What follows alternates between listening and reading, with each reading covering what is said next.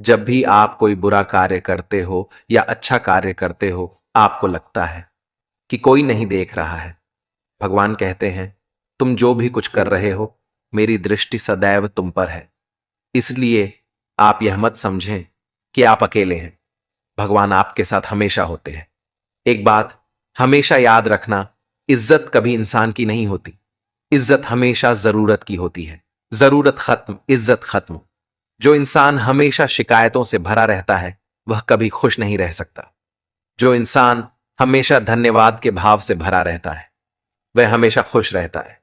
उस इंसान की जिंदगी में आपको सुकून और शांति दिखाई देगी।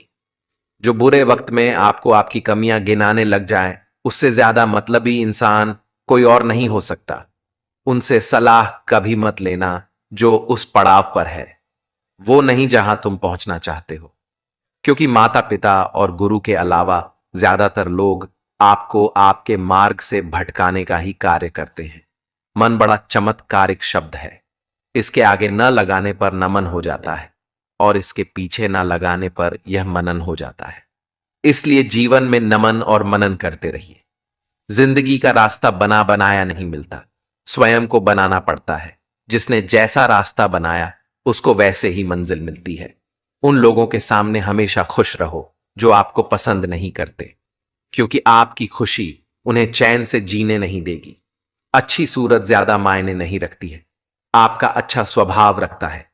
सूरत तो उम्र के साथ बदल जाती है, लेकिन अच्छा स्वभाव आपका जिंदगी भर साथ देगा। जिंदगी का यही कड़वा सच है कि जब तक आपके पास पैसा होता है, तब हजारों लोग आपको पहचानते हैं, आपके साथ दोस्ती करना चाहते हैं। अगर यही पैसा चला जाए तो आपको कोई नहीं पहचानेगा। जब जो लोग दुख सुख में साथ देने का वचन देते हैं, वो भी छोड़कर चले जाते हैं।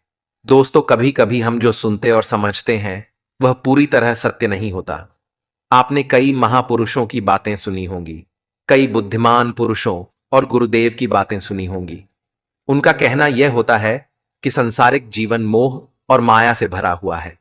हमारे रिश्ते, हमारा धन, हमारी इच्छाएं, ये सब बस माया जाल है, और जीवन का असली लक्ष्य मोक्ष है, मुक्ति है। हमें आध्यात्मिक जीवन की ओर बढ़ना चाहिए। जब भी आप उनकी बातें सुनते हैं, तो आपके मन में एक प्रश्न उठता है, और वह प्रश्न यह है, क्या हमारा संसारिक जीवन जीना व्यर्थ है? क्या हमें केवल आध्यात्मिक जीवन जीना चाहिए? क्या हमें खुद की खोज करनी चाहिए? क्या हमें संसार के सुख का आनंद नहीं लेना चाहिए? जो लोग इस संसारिक जीवन में फंसे हुए हैं, क्या उनका जीवन पूरी तरह से व्यर्थ है? किसी को अपने माता पिता के लिए धन कमाना है, तो कोई अपने परिवार को सुखी देखना चाहता है। कोई अपने बच्चों की चिंता में दुखी है, तो कोई अपने लिए कुछ करना चाहता है, नाम कमाना चाहता है। कोई अपनी प्रेमिका को खुश रखना चाहता है, कोई अपने प्रेमी को पाना चाहता है, कोई बड़ा आदमी बनना चाहता है, तो कोई राज करना चाहता है, कोई साधारण जीवन जीना चाहता है। इसी प्रकार हम सभी के तरह तरह के सपने हैं, तरह तरह के विचार हैं। हम सभी को अपने जीवन में कुछ ना कुछ तो चाहिए ही। परंतु ये सभी बुद्ध पुरुष जब हमारे सामने आते हैं, तो हमारे इन सपनों को तोड़ मरोड़ कर रख देते हैं। जब कहते हैं कि संसारिक जीवन व्यर्थ है और खुद को जानो, खुद को पहचानो, आध्यात्मिकता की राह पर चल, तब उस वक्त हमारे मन में, हमारे मस्तिष्क में तरह तरह के विचार उत्पन्न होते हैं। तब हमें यह समझ नहीं आता कि आखिर हम संसारिक जीवन जिए या फिर आध्यात्मिक जीवन, आखिर हम क्या करें। आपके साथ भी कभी ना कभी ऐसा तो हुआ ही होगा। क्या आपके भी मन में ऐसे कोई प्रश्न है? तो आप हमें कमेंट में जरूर बताइएगा। चलिए आगे बढ़ते हैं और इसके पीछे की वास्तविकता को जानते हैं, और इन सब के बीच हमें जीवन में संतुष्टि कैसे मिलेगी। हम पूरी तरह से खुश कैसे रह सकते हैं? क्या हमें सब कुछ छोड़कर एक बौद्ध भिक्षु की तरह सब कुछ त्याग कर आनंद मिलेगा? हमारे रिश्ते, पैसा कमाने की इच्छाएं, परिवार के साथ संबंध, हमारे दोस्त, क्या यह कुछ मायने नहीं रखते? दोस्तों, वास्तविकता तो यही है कि आप उन बुद्ध पुरुषों की बातों को अच्छी तरह से समझ ही नहीं पा रहे, क्योंकि वो कहना कुछ और चाहते हैं, और आप उनकी बातों का मतलब कुछ और ही निकाल रहे हैं। आप उनकी बातों से कुछ और ही समझ रहे हैं। श्री कृष्ण कहते हैं कि उन्हें गरीबी पसंद नहीं है। आपको सफलता प्राप्त करने के लिए आर्थिक रूप से सक्षम बनना आवश्यक है। इसका मतलब है कि जब तक आप गरीब हैं और आपके पास आर्थिक साधनों की सामग्री नहीं है, तब तक आप अपने आत्मा की खोज में आगे नहीं बढ़ सकते। और ठीक उसी के विपरीत संपन्नता और अमीर होना भी आपके आध्यात्मिक मार्ग की बाधा बन जाती है। कई महापुरुषों ने अपनी बातें बहुत ही सीधी और सरल भाषा में कही है, लेकिन हम सभी उन बातों का अर्थ कुछ और ही निकाल बैठते हैं। हम सभी उनकी बातों को समझ नहीं पाते, क्योंकि उनकी बातें रोजमर्रा की जिंदगी से बिल्कुल अलग होती है। वे लोग कहना तो कुछ और चाहते हैं, लेकिन हम में से ज्यादातर लोग उनकी बातों का मतलब कुछ और ही निकाल लेते हैं और उसे अपने जीवन में उतार कर हम अपना पूरा जीवन पूरी तरह से बर्बाद कर लेते हैं। चलिए इसे कहानी के माध्यम से समझते हैं। एक बार की बात है, महात्मा बुद्ध नगरवासियों को उपदेश दे रहे थे। महात्मा बुद्ध कह रहे थे कि संसार के मायाजाल में मत फंसो, संसार से ऊपर उठो। संसार से ऊपर उठकर ही तुम संसार को जीत सकते हो। संसार में जो फंस गया, जिसने अपनी बुद्धि का इस्तेमाल नहीं किया, वो व्यक्ति जो समय पर अच्छे कर्म नहीं करता और बुरे कामों में जुट जाता है, वह आने वाले समय में बड़े दुखों का सामना कर सकता है, क्योंकि उसके बुरे कर्म ही उसके दुखों का कारण बनेंगे। इसलिए आप सभी इस संसार की मोह माया अर्थात इच्छा, लालच, क्रोध इत्यादि को ध्यानपूर्वक देखते हुए अपने कर्म करें। इतना कहकर महात्मा बुद्ध ने अपना उपदेश समाप्त किया और वहां से चले गए। महात्मा बुद्ध जब यह उपदेश दे रहे थे तो वहां उस नगर का सबसे धनी व्यक्ति मौजूद था और उस व्यक्ति पर महात्मा बुद्ध की बातों का बहुत गहरा असर पड़ा। उसका मन अब संसारी जीवन में नहीं लगता था, वह संसारी जीवन से हटने लगा था। अब उसे अपना सब कुछ किया हुआ व्यर्थ नजर आने लगा था। देखते ही देखते कुछ ही सालों में उसका सारा व्यापार चौपट होने लगा था। उस धनी व्यापारी के परिवार के सभी सदस्य उसे इस तरह से देखकर बहुत चिंतित रहने लगे थे और जब भी कोई उससे बात करने की कोशिश करता था तो वह धनी व्यापारी एक ही बात कहता, यह धन दौलत तो सब बेकार की चीजें हैं, यह सब तो मोह माया है, सब बेकार है। भला हम रिश्ते निभाकर क्या करेंगे? यह सब तो वासना है। जीवन तो केवल एक ही है और वह है मुक्ति। अब तो केवल उसी की प्यास है, उसी की प्यास है। मैं इतना समझ चुका हूं कि अब से जो भी होगा वह सब अच्छा होगा। अब से उसने व्यापार पर भी ध्यान देना बिल्कुल बंद कर दिया था और देखते ही देखते वह धनी व्यापारी उस नगर का सबसे गरीब व्यक्ति बन चुका था। वह पूरी तरह से निर्धन हो चुका था, उसका सब कुछ बर्बाद हो चुका था और उसका पूरा परिवार सड़क पर आ गया था। एक दिन जब उसके घर में खाने के लिए कुछ नहीं बचा तो उसने अपने आप से कहा, यह मैंने क्या कर दिया? सब कुछ तो बहुत अच्छा चल रहा था, लेकिन मैंने अपने हाथों ही सब कुछ बर्बाद कर दिया। आज मेरे परिवार का हर एक सदस्य भूखा है, उनके पास खाने के लिए कुछ नहीं और मैं उनके लिए कुछ नहीं कर पा रहा। वह यह सब सोच ही रहा था कि तभी उसे याद आया कि उसने महात्मा बुद्ध की बातों में आकर अपना जीवन बर्बाद कर लिया। ना तो उसे मुक्ति मिली और ना ही धन। वह सोच रहा था, मैं तो कहीं का नहीं रहा, थोड़े थोड़े भोजन के लिए भी आज मुझे रोज मरना पड़ता है, हर रोज मुझे मेहनत करनी पड़ती है, तब जाकर मेरे परिवार को 2 वक्त की रोटी मिल पाती है। अपने परिवार की इस तरह से बुरी हालत देखकर उसे रहा नहीं गया। वह बहुत चिंतित रहने लगा था, वह बहुत परेशान हो चुका था। एक दिन वह अपने घर से भाग गया। रास्ते में जब वह आगे बढ़ रहा था तब उसके मन में ख्याल आया कि वह कहां जाएगा, किससे मदद मांगेगा, आखिर अब उसका साथ कौन देगा। तभी उसे याद आया कि उसे महात्मा बुद्ध के पास ही जाना चाहिए, क्योंकि बुद्ध के कारण ही आज उसकी यह हालत है। उसके हालात के जिम्मेदार तो वही है। मैं तो सीधा साधा था, अपने मार्ग पर जा रहा था, लगातार अपने व्यापार में उन्नति कर रहा था, लेकिन जब से मैंने उनकी बातें सुनी तब से मेरा मन विचलित हो गया। मुझे समझ नहीं आया कि मैं जो जीवन जी रहा हूं क्या वह सत्य है, या फिर जो वह जीवन जी रहे हैं वह सत्य है। उनकी चिकनी चुपड़ी बातों में आकर मैंने अपना सब कुछ बर्बाद कर दिया। मेरे हालात के जिम्मेदार तो वही हैं, इसलिए मुझे उनके पास ही जाना चाहिए। अपने मन में क्रोध लिए 2 दिनों की लंबी यात्रा करके महात्मा बुद्ध के पास पहुंचा और क्रोध में आकर महात्मा बुद्ध से कहता है, हे बुद्ध, आपको कोई ज्ञान नहीं, न ही आपने सत्य की प्राप्ति की है।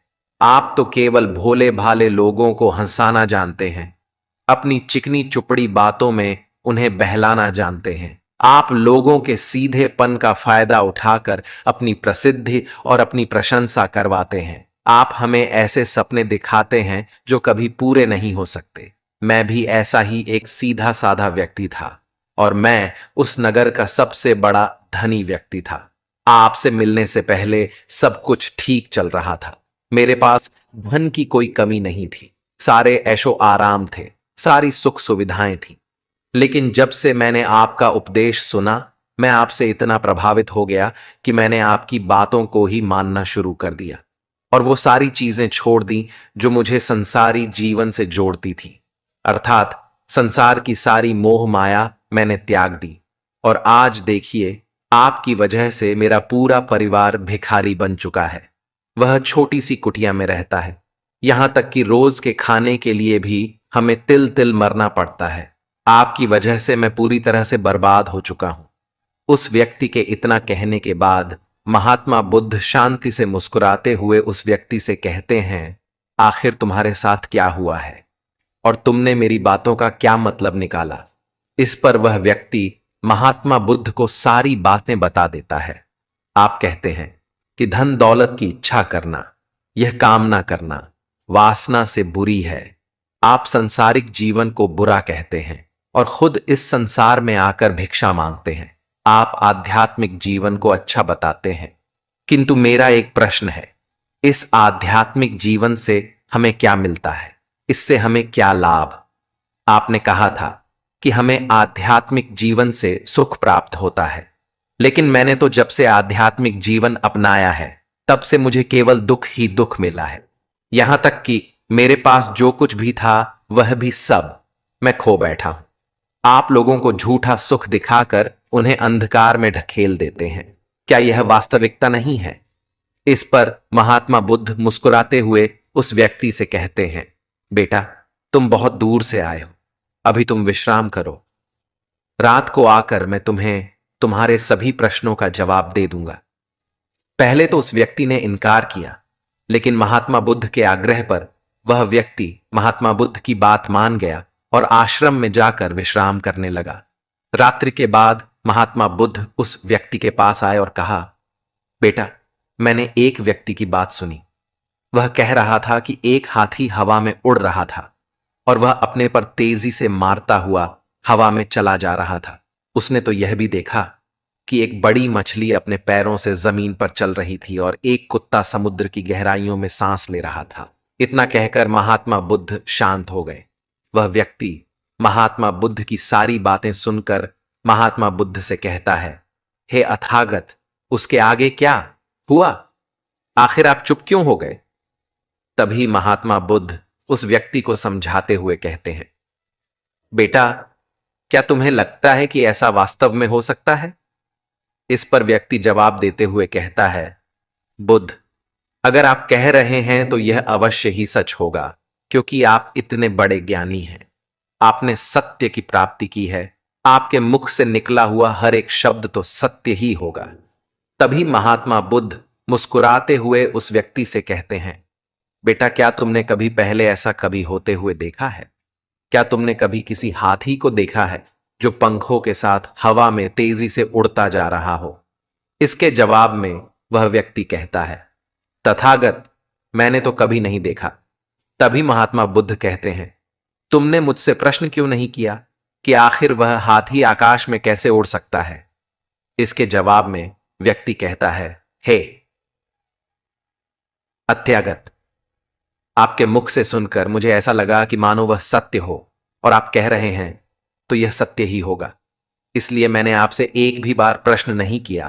तभी महात्मा बुद्ध उस व्यक्ति को समझाते हुए कहते हैं, कभी किसी की बातों पर मत जाना, बल्कि खुद विचार करो, स्वयं सोचो कि उस बात में कितनी सच्चाई है। जो व्यक्ति कह रहा है, क्या वह सच है?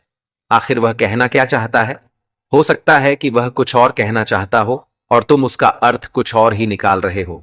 कम से कम तुम्हें एक बार प्रश्न करके यह समझना तो चाहिए कि आखिर वह कहना क्या चाहता है। अगर तुम मुझसे पूछते कि आखिर वह हाथी हवा में कैसे उड़ सकता है, तो इसका जवाब मैं तुम्हें अवश्य देता। मैं तुम्हें ऐसा बताता कि एक छोटा सा बच्चा अपने खिलौनों के साथ खेल रहा है। वह हाथी को हवा में उड़ा रहा है और कुत्ते को पानी में डूबा रहा है। और रही बात मछली की, तो वह उसे जमीन पर चला रहा है। क्या ऐसा संभव नहीं हो सकता? इसके जवाब में व्यक्ति कहता है, हाँ, बिल्कुल ऐसा हो सकता है कि महात्मा बुद्ध उस व्यक्ति को कहते हैं। इसी प्रकार मैं कभी किसी को निर्धन या गरीब होने के लिए नहीं कहता। निर्धनता या गरीबी तुम्हारे विकास में बाधक बन जाती है, जिससे तुम और कुछ नहीं सोच पाते, ना ही कुछ समझ पाते हो। इन भिक्षुओं को देखो, जब इन्हें भोजन की आवश्यकता होती है तो ये भिक्षा मांगने के लिए निकल पड़ते हैं। लेकिन ये भिक्षा कहां से आती है? इसके जवाब में व्यक्ति कहता है तथागत, हर कोई रोज मेहनत करता है ताकि उसके परिवार का पालन पोषण हो सके, और जो वह मेहनत करता है उसके बदले में उसे कुछ पैसे मिलते हैं। उन पैसों से भोजन खरीदता है और वही भोजन वह आपको भी सौंपता है और वही से भिक्षा आती है। तभी महात्मा बुद्ध उस व्यक्ति से एक और प्रश्न करते हैं, बेटा, यह बात तो सत्य है, लेकिन तुम क्या मुझे यह बता सकते हो कि आखिर यह धन कहां से आता है? इसका जवाब देते हुए व्यक्ति कहता है, ए अथागत, धन तो सभी लोग अर्जित करते हैं, सभी कमाते हैं। तभी महात्मा बुद्ध इस व्यक्ति को समझाते हुए कहते हैं, ठीक इसी प्रकार दुनिया में यदि हर कोई भिक्षा मांगने लग जाए तो आखिर भोजन कहां से आएगा? अनाज कौन उगाएगा? व्यापार कौन करेगा? और लोगों की रक्षा के लिए धन कहां से इकट्ठा होगा? लोगों की जरूरतें कैसे पूरी होगी?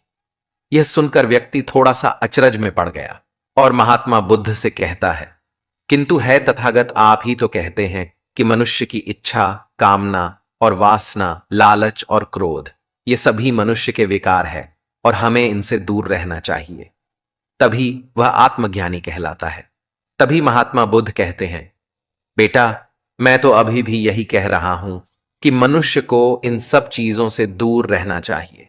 इस पर व्यक्ति महात्मा बुद्ध की बात काटते हुए कहता है, हे तथागत, पर दुनिया तो इसी पर चल रही है, इसके बिना भला यह संसार कैसे चल सकता है? हर किसी को पैसों की जरूरत है। बिना पैसों के वह अपने परिवार को नहीं चला सकता, वह अपने परिवार का पालन पोषण नहीं कर सकता, वह अपने परिवार के लिए भोजन नहीं ला सकता, और यदि वह पैसे नहीं कमाएगा तो वह भूखा मर जाएगा। तभी महात्मा बुद्ध कहते हैं, बेटा, यह संसार इन चीजों से नहीं चल रहा, इन चीजों से बिगड़ रहा है। इस पर व्यक्ति कहता है, हे यथागत, आखिर आप क्या कहना चाहते हैं? मैं आपकी बात समझ नहीं पा रहा। संसार में इच्छा, कामना, वासना और क्रोध ही तो है, और जब हम इनका त्याग कर देते हैं तब हम आध्यात्मिक मार्ग की ओर आगे बढ़ते हैं, अर्थात मुक्ति के मार्ग पर, यानी कि हम सन्यासी के मार्ग पर चलते हैं। इस पर महात्मा बुद्ध जवाब देते हुए कहते हैं, बेटा, तुमने जो कुछ कहा वह भी एक बहुत बड़ा सत्य है।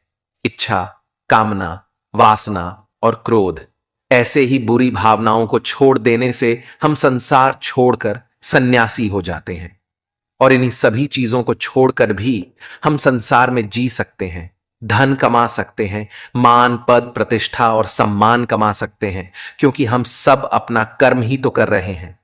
एक किसान खेती करता है, पर वह अपनी बिना बुरी भावनाओं के भी कर सकता है। एक व्यापारी व्यापार करता है, और इस व्यापार में चीजों को यहां से वहां पहुंचाना हो तो वह व्यापारी इन चीजों को बिना बुरी भावना के कर सकता है। ठीक उसी प्रकार एक राजा भी अपनी प्रजा की रक्षा करता है, और वह भी अपने कर्म बिना किसी बुरी भावना के कर सकता है। और एक भिक्षु इन सभी लोगों को सही प्रकार और सही कार्य करने के लिए मार्गदर्शन करते हैं, जो उस भिक्षु का कर्म है, जो उसका कार्य है।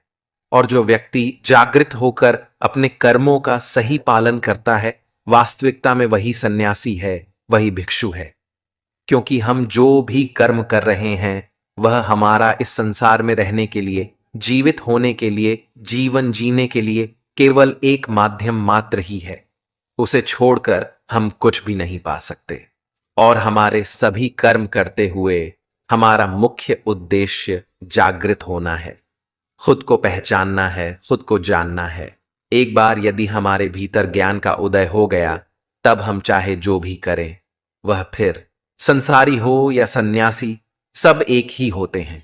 इस पर व्यक्ति महात्मा बुद्ध से कहता है, हे बुद्ध, किंतु मैंने तो देखा है कि आप अपने संघ में उन लोगों को भी शामिल कर लेते हैं जो लोग अपने परिवार को छोड़कर आए, अपने माता पिता को छोड़कर आए हैं, अपने बीवी बच्चों को छोड़कर आए हैं। क्या आप उनसे कभी यह कहते हैं कि जाकर अपनी जिम्मेदारियां पूरी करो, जाओ अपनी जिम्मेदारियां संभालो और धन कमाओ और वहीं पर रहकर तुम आत्मज्ञान प्राप्त करो? उस व्यक्ति के प्रश्न का जवाब देते हुए महात्मा बुद्ध कहते हैं, भक्त, क्या तुम शांति को हवा में उड़ा सकते हो? इसके जवाब में वह व्यक्ति कहता है, नहीं, मैं नहीं उड़ा सकता।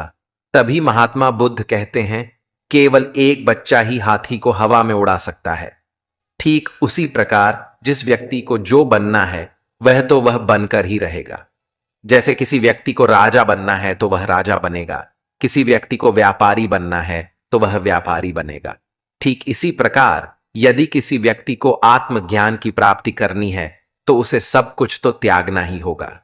आगे महात्मा बुद्ध उस व्यक्ति से कहते हैं, बेटा, क्या तुम सब कुछ छोड़कर आत्मज्ञान के मार्ग पर आगे बढ़ते, या फिर तुम यह सोच रहे थे कि इस रास्ते पर चलकर जीवन आसान हो जाएगा? जो होगा सब अच्छा होगा, सब कुछ अपने आप ही मिलने लगेगा, मुझे तो कुछ करने की आवश्यकता ही नहीं पड़ेगी, सारे दुख दर्द सब कुछ समाप्त हो जाएगा और जीवन में चमत्कार होने लगेगा और अंत में मुक्ति भी मिल जाएगी। महात्मा बुद्ध की यह बात सुनकर उस व्यक्ति को अपनी गलती का एहसास हुआ। पदोन्नति महात्मा बुद्ध के चरणों में गिर पड़ा और कहने लगा, हे तथागत, आप सत्य कहते हैं। मैंने तो कुछ ऐसा ही सोचा था, क्योंकि मेरा व्यापार सही नहीं चल रहा था, तो मुझे लगा कि सब कुछ छोड़कर सब मिल जाएगा, मुझे कुछ करने की आवश्यकता ही नहीं पड़ेगी और मेरे सारे दुख दर्द हमेशा हमेशा के लिए खत्म हो जाएंगे और मैं आत्मज्ञान भी प्राप्त कर पाऊंगा, तभी महात्मा बुद्ध प्राप्त कर पाऊंगा। तभी महात्मा बुद्ध उस व्यक्ति से कहते हैं, बेटा, भिक्षु हो जाना कोई आसान बात नहीं है, इसके लिए सब कुछ त्यागना पड़ता है। एक एक चीज जिसे तुम बहुत प्रेम करते हो, वह सारी चीजें तुमसे एक एक करके दूर हो जाती हैं। तो क्या तुम भिक्षु बनने के लिए तैयार हो? क्या तुम सब कुछ छोड़कर अध्यात्म के मार्ग में आगे बढ़ना चाहते हो? इसके जवाब में व्यक्ति कहता है, हे तथागत, मुझे मेरी गलती का एहसास हो चुका है, मुझे भिक्षु नहीं बनना, मैं तो व्यापारी ही ठीक हूं, मैं तो अपने संसारी जीवन में ही ठीक हूं। परंतु अब भी मेरे मन में एक प्रश्न शेष बचा है, अगर आपकी आज्ञा हो तो वह प्रश्न भी मैं आपसे पूछना चाहूंगा। तभी महात्मा बुद्ध उसे आज्ञा देते हैं। इस पर व्यक्ति कहता है, आप ही तो कहते हैं कि धन नहीं कमाना चाहिए, पद प्रतिष्ठा अहंकार हमें दुख की ओर ले जाते हैं और संसार में यही तो है और क्या है। यदि हमें संसारी जीवन जीना है तो हमें यह सब तो करना ही पड़ेगा। तभी महात्मा बुद्ध मुस्कुराते हुए उस व्यक्ति से कहते हैं, क्या तुम्हें भूख लगी है? इस पर व्यक्ति कहता है, हां तथागत, मुझे बहुत भूख लगी है। तभी महात्मा बुद्ध उस व्यक्ति को भोजन करवाते हैं। उसे भरपेट भोजन खिलाने के बाद महात्मा बुद्ध उस व्यक्ति से कहते हैं, लो और खाओ, ये सब तुम्हारे लिए ही है। इसके जवाब में वह व्यक्ति कहता है, तथागत, मैं पहले ही बहुत ज्यादा खा चुका हूं, अब मुझसे और नहीं खाया जाएगा, मेरे पेट में अब थोड़ी भी जगह नहीं रह गई है। यदि मैंने और अधिक खाया तो मेरा पेट दर्द करने लग जाएगा और फिर मुझे तरह तरह की परेशानियां होने लगेंगी, मैं परेशान हो जाऊंगा। तभी महात्मा बुद्ध मुस्कुराते हुए उस व्यक्ति से कहते हैं, बेटा, मैं भी तो तुम्हें यही समझाने का प्रयास कर रहा हूं कि जितनी जरूरत है उतना ही खाओ, उतना ही धन कमा, जितने की तुम्हें आवश्यकता है, क्योंकि हर चीज जब हद से ज्यादा हो जाती है तो वह नुकसान जरूर पहुंचाती है।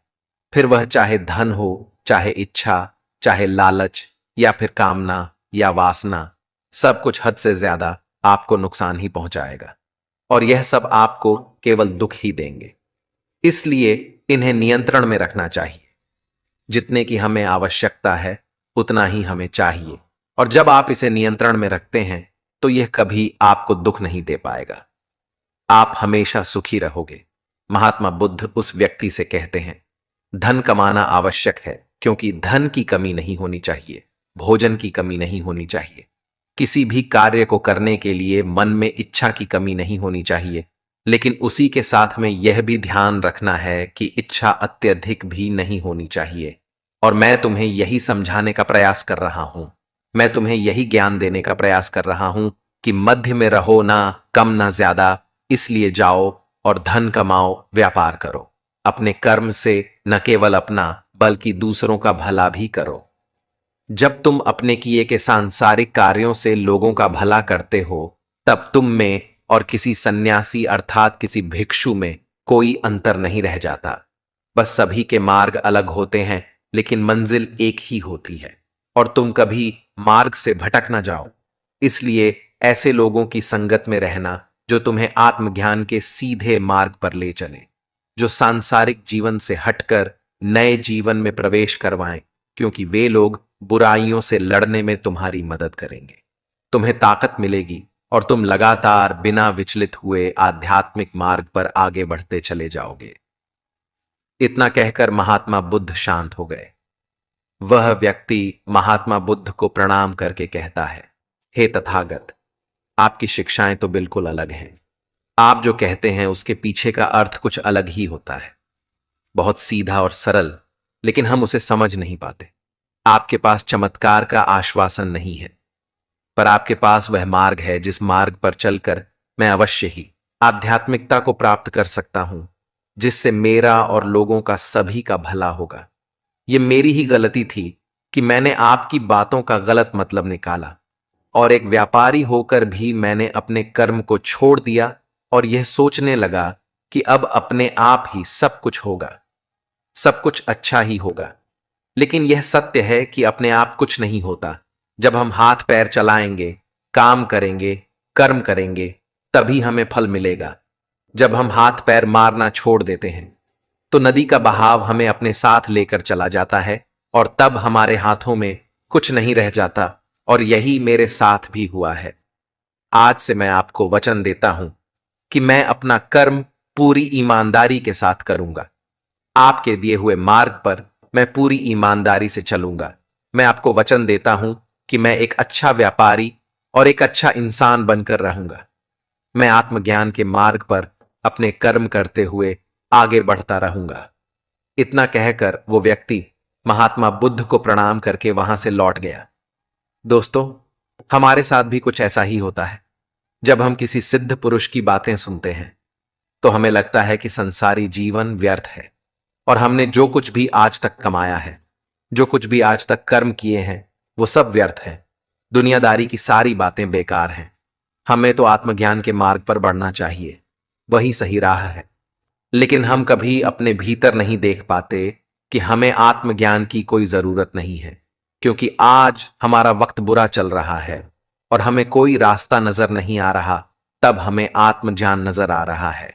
और जब कल हमारा वक्त अच्छा होगा, हमारे जीवन में सुख होगा, तो आत्मज्ञान कहां पर होगा? इसीलिए जो आत्मज्ञान के मार्ग पर चलते हैं उन्हें सुख और दुख से कोई फर्क नहीं पड़ता, उन्हें अपने व्यवसाय से भी फर्क नहीं पड़ता, उन्हें जीवन की झंझटों से भी फर्क नहीं पड़ता। वह तो बस आत्मज्ञान के इस मार्ग पर खुशी खुशी चलते रहते हैं और अपनी मंजिल तक पहुंच ही जाते हैं। आप अपने शब्दों को चाहे कितनी भी समझदारी से बोलिए, लेकिन सुनने वाला अपनी योग्यता और अपने मन के विचारों के अनुसार उसका मतलब निकालता है। यकीन करो, जो तुम्हें भूल चुका है वह भी याद करेगा। बस उसके मतलब के दिन तो आने दो। कहानी जिंदगी की यही है कि इसमें मनचाहा किरदार नहीं मिलता। जिंदगी तो अपने दम पर ही जीती जाती है। दूसरों के कंधों पर तो सिर्फ जनाजे उठाए जाते हैं। आपकी मुस्कान आपके चेहरे पर भगवान के हस्ताक्षर हैं। उसे अपने आंसुओं से ढुलने या क्रोध से मिटने ना दे। कोई भी व्यक्ति हमारा मित्र या शत्रु बनकर संसार में नहीं आता। हमारा व्यवहार और शब्द ही लोगों को मित्र और शत्रु बनाता है। जो व्यक्ति हर वक्त दुख का रोना रोता है उसके द्वारा हर बड़ा सुख बाहर से ही लौट जाता है। जिसके पास उम्मीद और आस है वह जिंदगी के हर इम्तिहान में पास है। हर कोई अपना नहीं होता, यही सच है। कितने अजीब है, जमाने के लोग खिलौना छोड़कर जज्बातों से खेलते हैं। महान दिमाग विचारों की चर्चा करता है, औसत दिमाग घटनाओं की चर्चा करता है और छोटा दिमाग लोगों की चर्चा करता है। अहंकार न पालिए जनाब, वक्त के समंदर में कई सिकंदर डूब गए। इन 5 जगहों पर हमेशा चुप रहे। पहला, जहां आपके शब्दों की कोई कीमत नहीं। दूसरा, जहां बोलने के बाद आपको पछताना ना पड़े। तीसरा, अगर आपके बोलने से किसी का दिल दुखता हो। चौथा, अगर आप गुस्से में हो, क्योंकि गुस्से में इंसान बिना सोचे समझे कुछ भी बोल देता है। और पांचवा, जहां आपको समझदारी से कोई सुनने वाला ना हो। किसी का कष्ट देखकर अगर तुम्हें भी कष्ट होता है तो समझ लेना तुम्हारी आत्मा में परमात्मा विराजमान है। सिर्फ सुकून ढूंढें, जरूरत कभी पूरी नहीं होती। जिंदगी में सारा झगड़ा ख्वाहिशों का है। ना तो किसी को कम चाहिए और ना ही किसी को कम चाहिए, जिसके इरादे हमेशा साफ होते हैं। कई बार लोग उसके ही खिलाफ होते हैं। जो तुमसे तंग आ जाए उसे छोड़ दो, क्योंकि बोझ बन जाने से याद बनना बेहतर है। झूठ की खरीदारी ज्यादा दिन तक नहीं टिकी। सच एक ही सही अंत तक साथ देता है।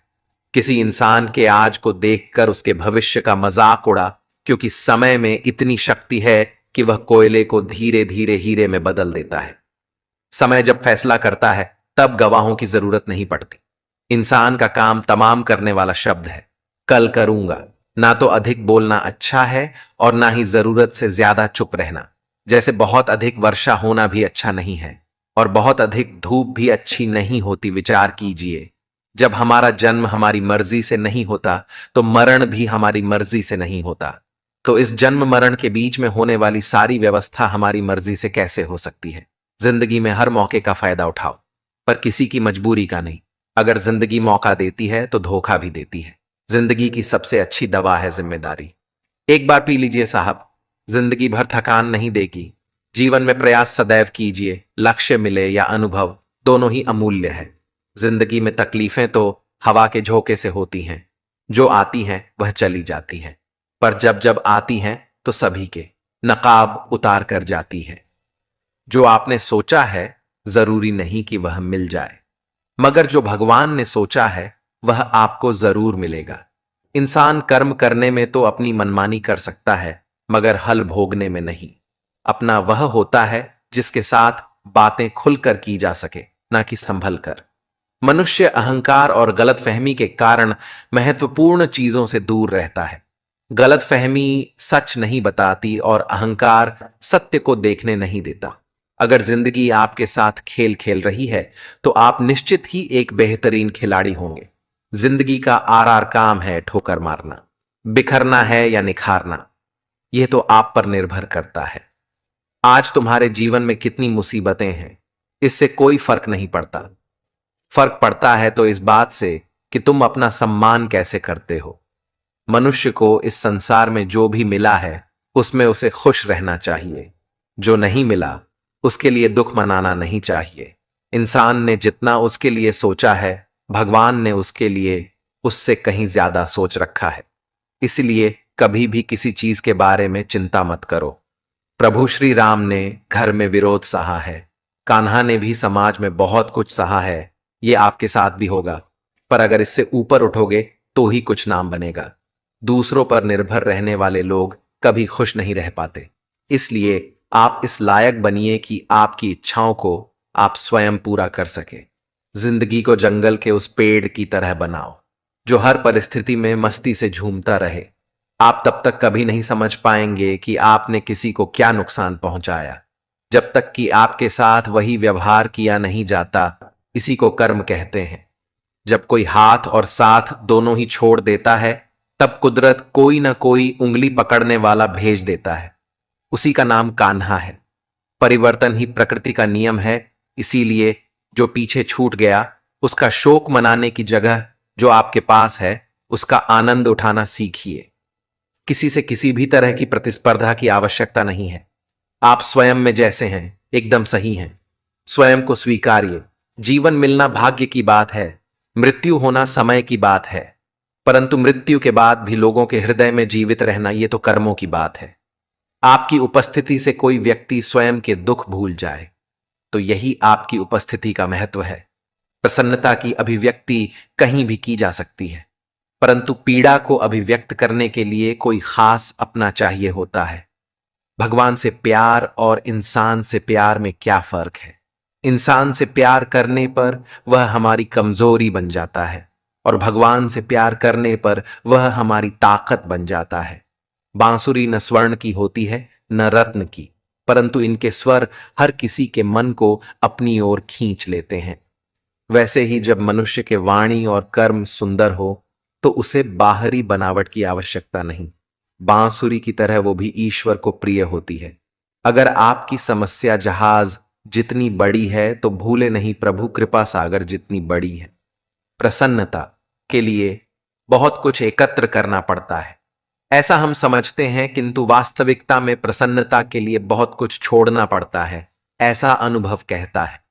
मनुष्य या कोई भी जीव अपने भाग्य का निर्माता खुद होता है। जो जैसा कर्म करता है उसका वैसा ही भाग्य बन जाता है।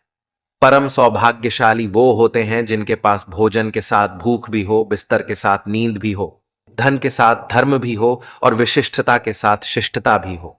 अहंकार मनुष्य से वह सब करवाता है जो अंत में उसी के विनाश का कारण बनता है। इसलिए जीवन में जितना जल्दी हो सके अपना अहंकार त्याग दे। जीत निश्चित हो तो कायर भी जंग लड़ लेता है। बहादुर तो वो लोग हैं जो हार निश्चित हो फिर भी मैदान नहीं छोड़ते। ये रिश्ते भी अजीब है, बिना विश्वास के शुरू नहीं होते और बिना धोखे के खत्म नहीं होते। कई बार संबंध संदेह से भी खत्म हो जाते हैं। आवश्यक नहीं किसी के लिए लगाया गया हमारा गलत अनुमान हर बार सही हो। हम सब आत्माएं हैं और ये जिंदगी हम आत्माओं के लिए एक इम्तिहान है, अपने अंदर से अपने सबसे अच्छे स्वरूप को बाहर निकालने का। छोटी सी उंगली पर पूरा गोवर्धन पर्वत उठा लेने वाले श्री कृष्ण बांसुरी को दोनों हाथों से पकड़ते हैं। बस इतना ही अंतर है पराक्रम और प्रेम में।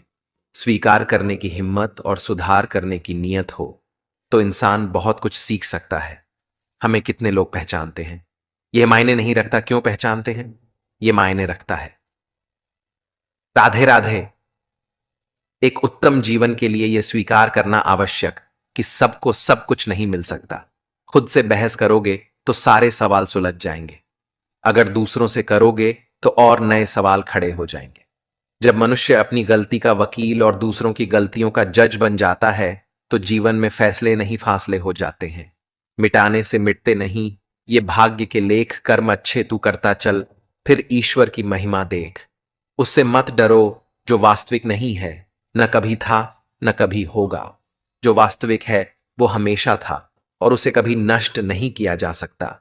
एक बार अर्जुन ने श्री कृष्ण से कहा, इस दीवार पर कुछ ऐसा लिखो कि खुशी में पढ़ूं तो दुख हो और दुख में पढ़ूं तो खुशी हो। प्रभु ने लिखा, यह वक्त गुजर जाएगा। जाति पाति कुल धर्म, बड़ाई धर्म बल कुटुंब गुण और चरित्र, इन सब के होने पर भी भक्ति से रहित मनुष्य कैसा लगता है? जैसे जलहीन बादल शोभाहीन दिखाई पड़ता है। जो व्यक्ति किसी की नजर में बुरा नहीं है, समझ जाना वो चालाक है और वो किसी का सगा नहीं है। रावण ने कैलाश पर्वत उठा लिया था, वो केवल शिव की भक्ति के कारण। बाकी अहंकार से तो अंगद का पांव भी नहीं उठा पाया था। जय श्री राम। तुम्हें तुम्हारे हक का एक दिन जरूर मिलेगा। लोभी को वस्तु भेंट कर, शक्तिशाली को हाथ जोड़कर, मूर्ख को सम्मान देकर और विद्वान को सच बोलकर संतुष्ट किया जाता है। सुनी सुनाई बातों पर मुझे विश्वास नहीं, क्योंकि लोग आपको वो बातें नहीं बताते जिसमें वो खुद गद्दार थे। उत्तरदायित्व का मतलब है कि आप जीवन में जिस भी स्थिति में हो, अपनी सर्वोत्तम क्षमता से उस स्थिति का सामना करना। अपने पापों के फल से तो गंगा पुत्र भीष्म भी ना बच पाए और तुम सोचते हो कि केवल गंगा नहाने से तुम्हारे पाप धुल जाएंगे। खुद को इतना भी दिलासा मत दीजिए, क्योंकि कोई इतना भी व्यस्त नहीं होता कि उसे आपके लिए वक्त ही ना मिले। अक्सर आप उनके लिए बेवजह परेशान रहते हैं जो आपको अपनी परेशानी समझते हैं। दूसरों की जिंदगी में अपनी जगह ढूंढना बंद कर दो। विश्वास रखना, आप बहुत खुश रहोगे। यहां पर हर अपना दिखने वाला धोखेबाज होता है। जिंदगी में ऐसा बनो कि जो जैसा है उसे उस भाषा में समझा सको।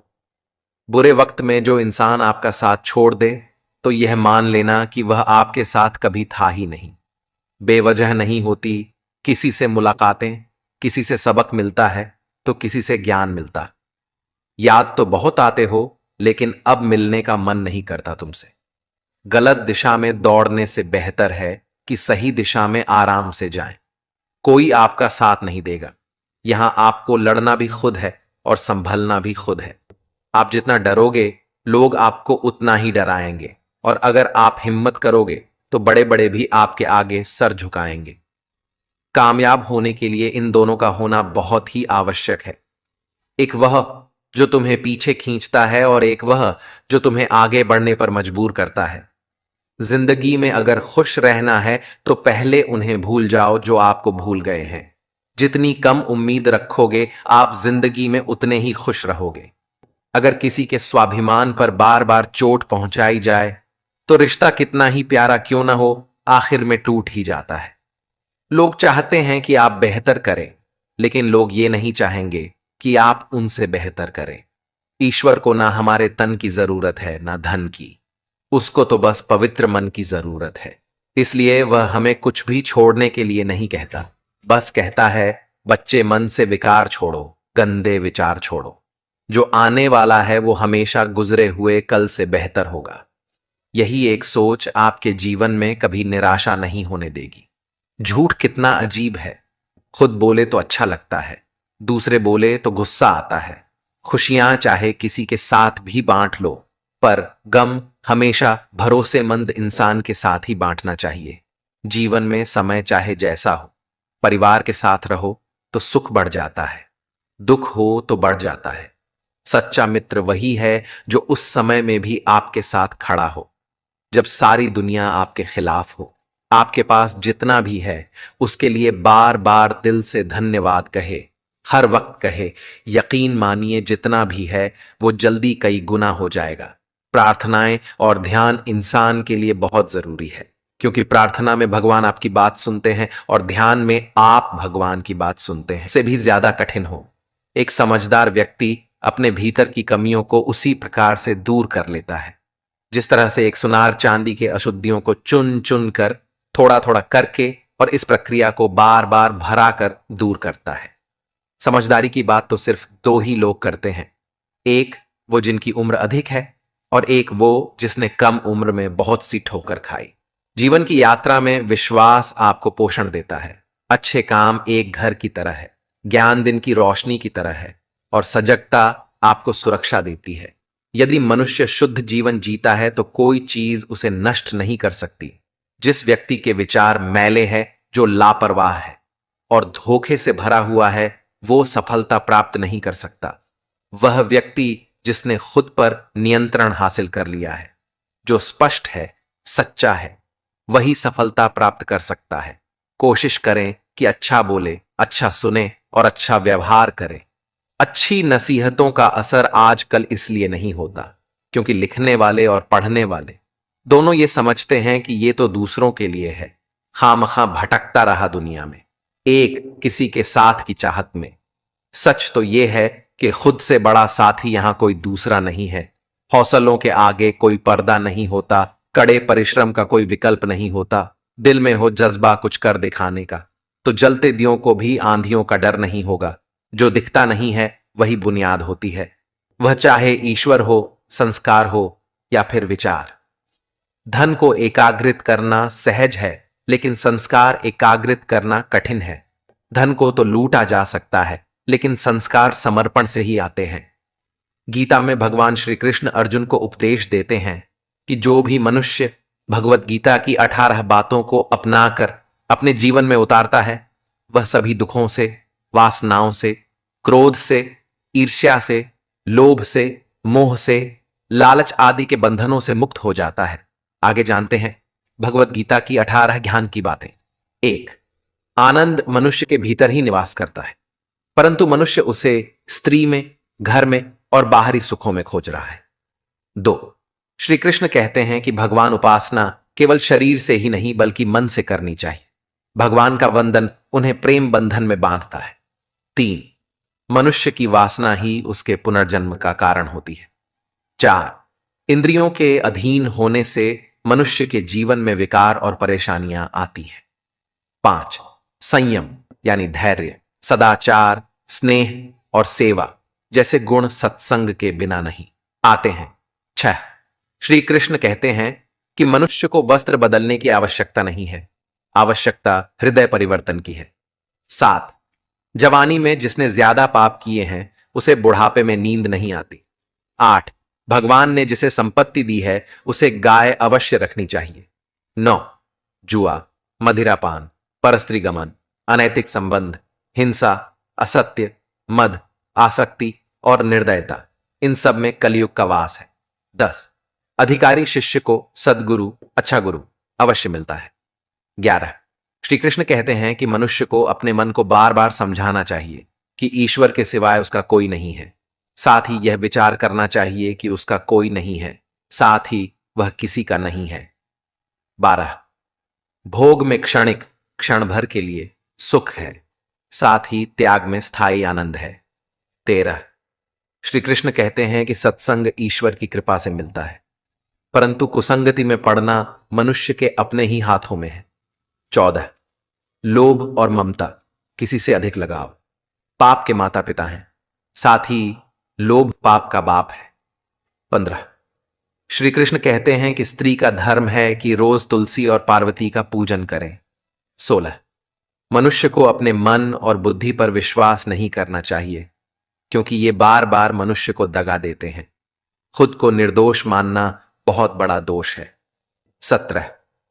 यदि पति पत्नी को पवित्र जीवन बिताएं तो भगवान पुत्र के रूप में उनके घर आने की इच्छा रखते हैं। 18. भगवान इन सभी कसौटियों पर कसकर जांच परख कर ही मनुष्य को अपनाते हैं। दोस्तों, अगर इस वीडियो से आपने कुछ भी सीखा हो तो इस वीडियो को एक लाइक कर दीजिए और इस चैनल को सब्सक्राइब कर लीजिए और कमेंट में जय श्री राधे कृष्णा अवश्य लिखिए।